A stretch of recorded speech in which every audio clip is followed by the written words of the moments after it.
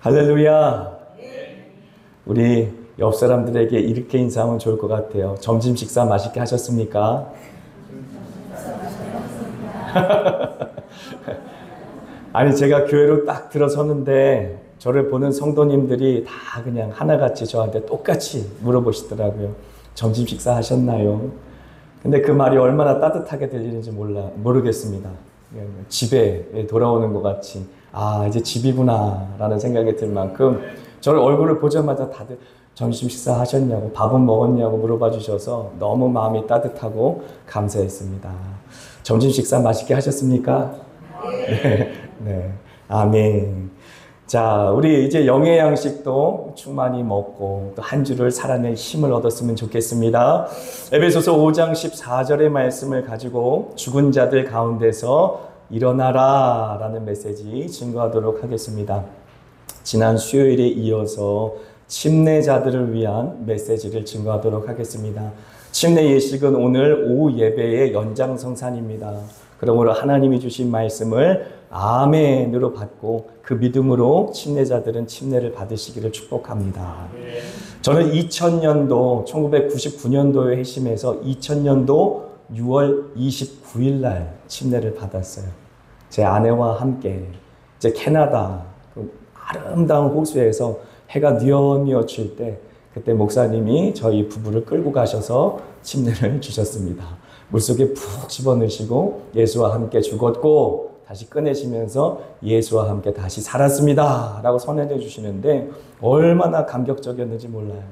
그때 당시만 해도 침례를 그냥 받으면 안 되겠다 싶어가지고 몇 날 며칠을 금식하면서 하나님 앞에 기도했고 예수 그리스도 안에 죽는 것 그리고 예수 그리스도 안에 다시 사는 것이 어떤 의미인지 하나님 앞에 기도함으로 침례 예식을 준비했었습니다. 그런데 그때 침례식을 받기는 받았는데 예수 그리스도 안에서 죽는 거는 너무나 잘 알 것 같아요. 제가 죄인이고 죄인 중에 괴수고 그래서 나의 죄 때문에 예수님이 십자가에서 못 박혀 죽으셨다라는 사실은 너무나 분명해요. 그래서 그 예수 그리스도와 함께 더불어 내가 십자가에서 죽습니다 라는 것은 너무나 깊게 믿어지는데 한참 지나도록 예수 그리스도와 함께 다시 산다는 것이 무엇인지 잘 이해가 안 됐었습니다. 예수 그리스도께서 십자가에 우리를 위해 죽으신 것처럼 예수님의 부활 역시도 우리를 위해 부활하셨다는 사실을 믿으시기 바랍니다. 이 사실을 깨닫는데 꽤 오래 걸렸습니다. 저 역시도. 예수님께서 십자가에 죽으실 필요가 없었지요. 왜냐하면 예수님은 하나님의 아들이셨고 하나님의 영광의 본체셨기 때문에 죄가 없으신 예수님이 십자가에 못 박혀 죽으실 필요가 없었습니다. 그러므로 예수님이 십자가에 못 박혀 죽으신 이유는 딱 하나예요. 저와 여러분들을 위해서, 저와 여러분들의 그 모든 죄의 짐을 담당하기 위해서.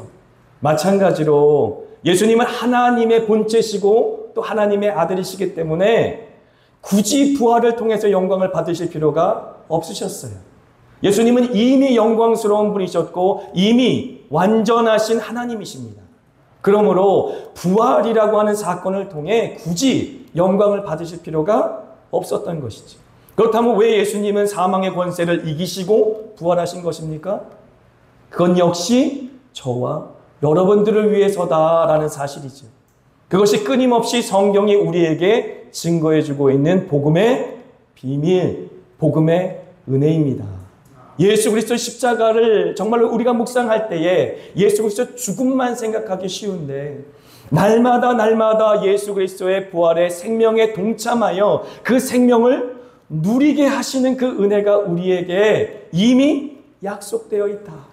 그러므로 죽어서 나중에 가서 정말 예수님이 다시 오실 그때 우리가 체험하는 것이 부활이 아니라 물론 그때에도 우리에게 영광스러운 몸을 입게 하셔서 완성된 우리의 몸을 바라보게 하시면서 예수 그리스도의 부활하신 몸처럼 완성된 우리를 바라볼 그 소망이 있어야만 하지만 지금 이 땅을 살아가면서도 매 순간 누릴 수 있는 것이 부활 생명이다라고 하는 것입니다. 이 사실을 믿으시기를 축복합니다. 이러한 영적인 은혜, 영적인 선물, 그 구원의 은혜를 주시기 위해 예수님은 부활하신 것이다 라고 하는 것이죠. 이러한 은혜가 우리에게 날마다 누려지지 않으면 안 되는 것이에요. 어떤 선교사님은 한국교회를 바라보면서 그런 얘기를 하셨어요. 특별히 고난주간 동안 40일 동안 열심히 금식도 하고 십자가를 묵상하기도 하는데 한국교회 성도들은 부활 생명에 대한 묵상이 너무 약하다라는 것이. 그러면서 무엇이라고 말했냐면 아직 한국교회는 예수님이 부활하셨다는 소식을 못 들으셨나 봐요 라고 물어보셨다고 그래요. 이것이 어떻게 보면 좀 우리가 우스갯소리로 우리에게 하신 말씀이긴 하지만 한국교회 성도들이 약한 면이 이쪽 측면이다라고 하는 것입니다. 부활, 예수님을 믿는다고 하면서도 매일 매 순간 예수 그리스도의 부활과 동참하여 예수님이 우리에게 영적인 은혜와 은사로 부어주시는 그 새 생명을 성령 하나님으로 말미암아 누리지 못하고 있지는 않은가라고 하는 것이지요.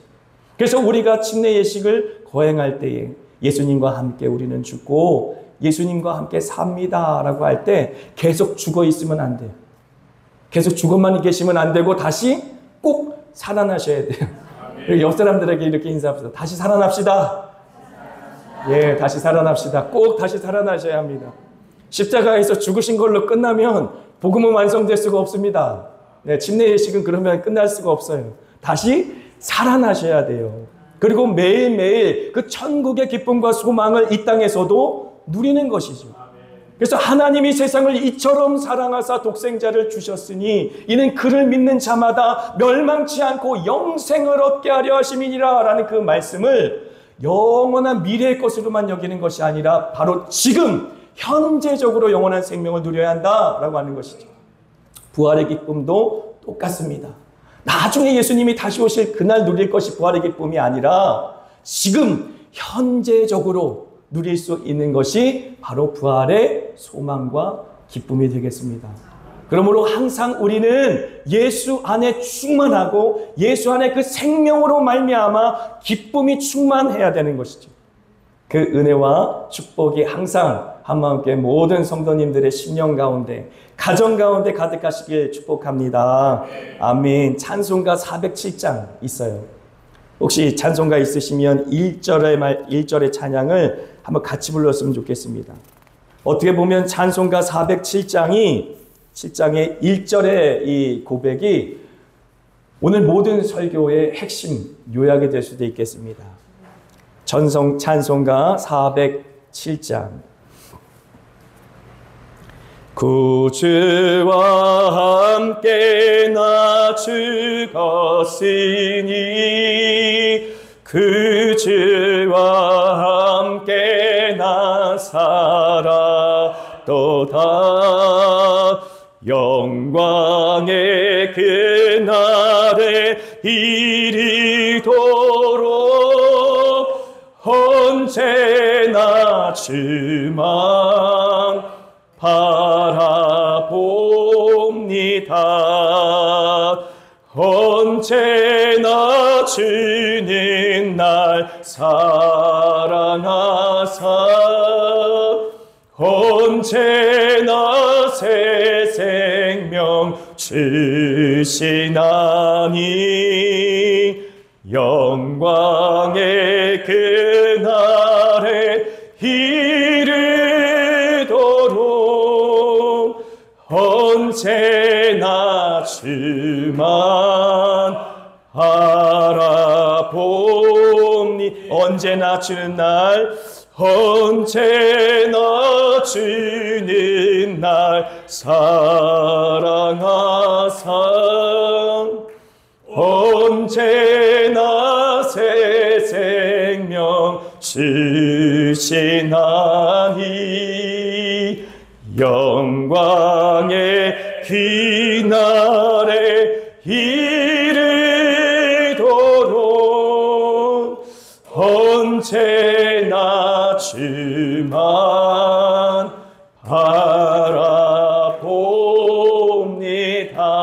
바라봅니다.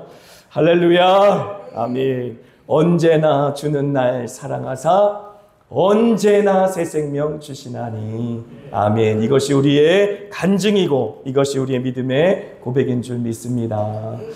우리가 이제 침례 예식을 통하여서 예수님과 함께 죽고 예수님과 함께 산다라고 하였을 때 성경에 굉장히 좋은 예시가 될 만한 두 가지 이야기가 있습니다.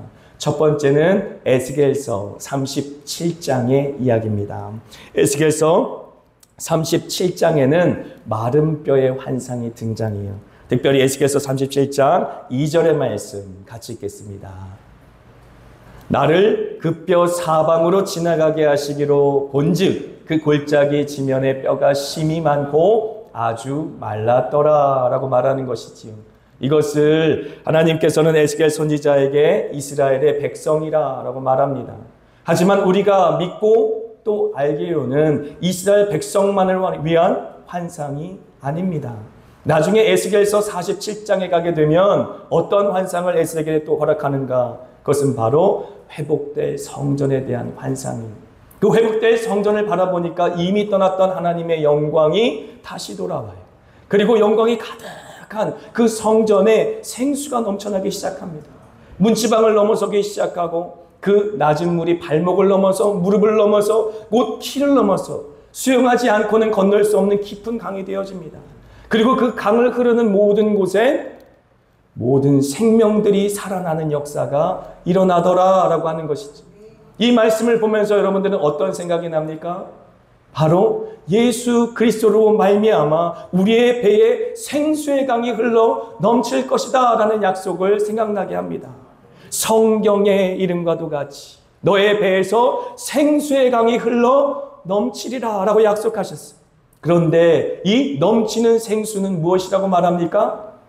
믿는 자들에게 부어주실 성령을 말하는 것이다 라고 하는 것이죠. 그렇다면 이 에스겔서 47장의 회복된 성전의 환상은 이스라엘 백성만을 위한 환상이 아니다 라고 하는 것이죠. 오실 예수 그리스도로 말미암아 이 땅에 회복될 하나님의 나라, 이 땅에 온전히 임할 천국의 모습을 우리에게 보여주고 있고 그 천국에 가득 채워질 구원의 역사, 그 구원을 찬미할 하나님의 백성들, 그 구원을 누리면서 하나님의 영원한 생수가 그 배에서 흘러 넘쳐서 하나님 앞에서 기쁨으로 찬미할 그러한 하나님의 성령의 사람들, 그 사람들을 우리에게 보게 하지 않습니까? 그러므로 이 마른 뼈의 환상과 더불어 우리가 함께 묵상할 것은 그렇구나. 마른 뼈의 환상 가운데 하나님께서 에스겔을 통하여서 생기를 태어나게 하시는 그 모든 역사는 예수 그리스도로 말미암아 이 땅에 보내실 성령을 일컫는 것이구나.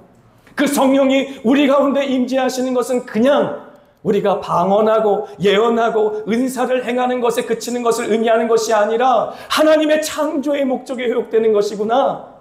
하나님께서 이 땅에 인간을 창조하실 때 하나님의 형상대로 만드셨고 그래서 하나님의 보시기에 좋다고 말씀하시며 하나님을 이 성경의 메시지 말고 사람을 통해 하나님의 그 모든 형상과 사랑과 하나님의 어미하심과 그의 존귀와 영광과 거룩성을 사람을 통해 계시하시기를 기뻐하셨는데 죄악으로 말미암아 범죄함으로 말미암아 결국 사람은 하나님을 계시하지 못하게 되었고 죄로 말미암아 거룩하신 하나님과 죄인은 완전히 단절되게 되었고 그래서 원래 창조의 목적은 나를 통하여서 하나님이 드러나는 것이고 나를 통해서 하나님의 영광이 돌려드리는 것인데 내가 살아있으면 살아있을수록 이 땅에 죄악만을 오물처럼 쏟아내고 살아갈 수밖에 없는 만물의 찢기 같은 그러한 지렁이 같은 벌레 같은 존재가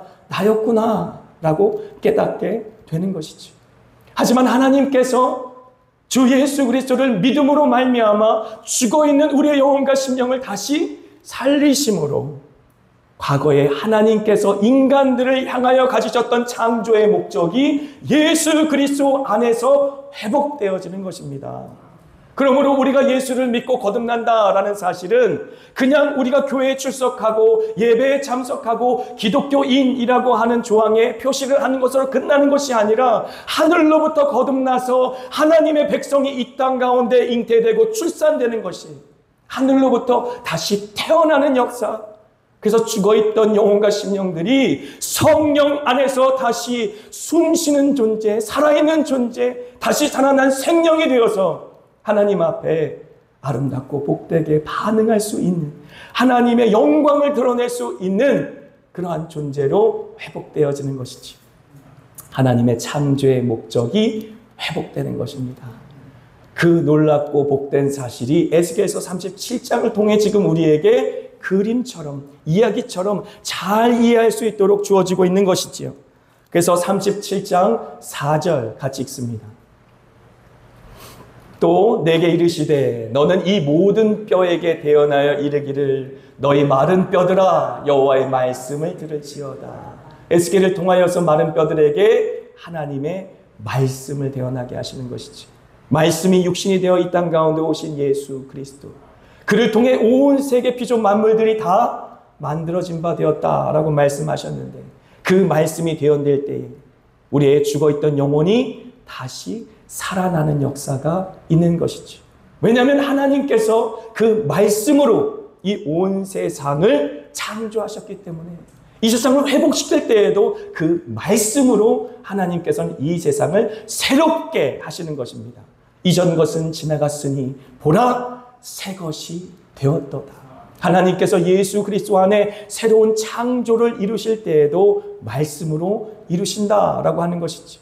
과거에 하나님의 첫 번째 창조도 예수 그리스도 안에서 이루셨고, 또 말씀으로 이루셨고, 두 번째 이제 우리의 영혼을 회복시킬 때에도, 마른 뼈 같은 우리를 살려내실 때에도 말씀이 되신 예수 그리스도 안에서 다시 그 새 창조의 역사를 이뤄주신다라고 하는 것입니다. 에스겔서 37장 9절의 말씀 같이 읽겠습니다. 또 내게 이르시되 인자야 너는 생기를 향하여 대언하라. 생기에게 대하여 이르기를 주 여호와께서 이같이 말씀하시기를 생기야 사방에서부터 와서 이 죽음을 당한 자에게 붙어서 살아내게 하라 하셨다 하라. 아멘. 허물과 죄로 죽었던 너희라는 말씀 우리가 배우지 않았습니까? 허물은 하나님과의 관계 속에서 이루어진 단어라고 그랬어요. 하나님과 완전히 끊어진 상태. 죄는 우리가 아무리 노력하고 발버둥 쳐도 하나님의 뜻을 이룰 수 없는 우리의 모습, 하나님의 뜻에서 벗어난 상태를 말한다고 했습니다. 그래서 허물과 죄로 완전히 죽었던 우리에게 하나님의 말씀이 되어내자 어떤 역사가 일어났습니까? 마치 창세기 말씀에 하나님께서 혼돈하고 공허한 세상 가운데 빛이 있으라 라고 말씀하실 때, 그때 어떻게 성령께서 온 세상을 운행하셨다 그랬어요? 마치 엄마의 닭처럼 그 새끼 알을 품는 것처럼 성령 하나님께서 온 세상을 품으시고 그 모든 생명이 잉태될 수 있도록 창조의 역사에 동참하셨다라고 제가 설명을 드렸습니다. 그렇습니다.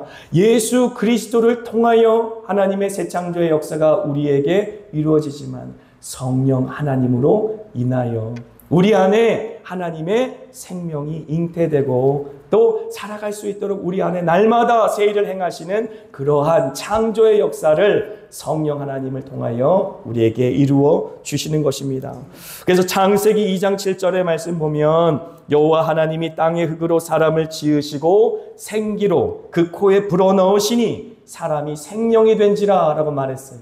죽어있던 흙, 아무것도 아닌 흙, 그 더스트, 먼지 같은 존재에게 하나님께서 하나님의 생기를 하고 불어넣었더니 비로소 살아있는 존재가 되었던 것처럼 이제 마른 뼈, 정말로 아무런 소망이 없는 그러한 상태에 있던 우리에게 생기가 되어내니 어떤 역사가 일어납니까?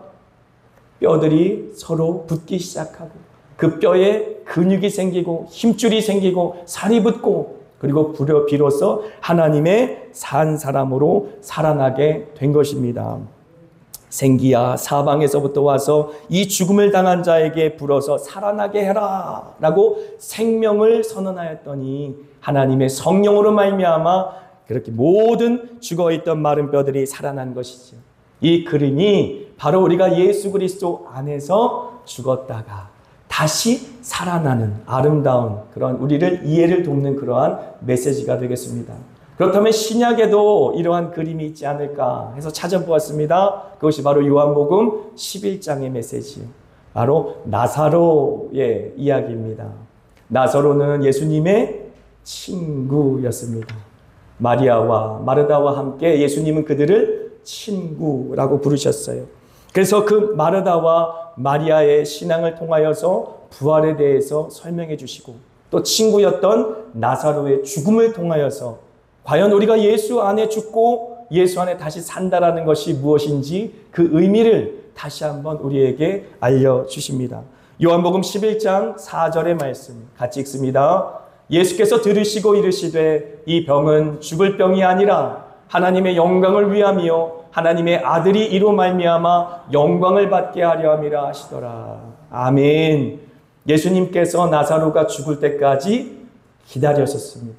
물론 그 전에 가셔서 살려내실 수도 있었지만 하나님의 영광을 드러낼 수 있도록 나사로가 죽을 때까지 기다리시고, 그가 죽은 이후에 일부러 그 이후에 사망한 이후에 찾아갑니다.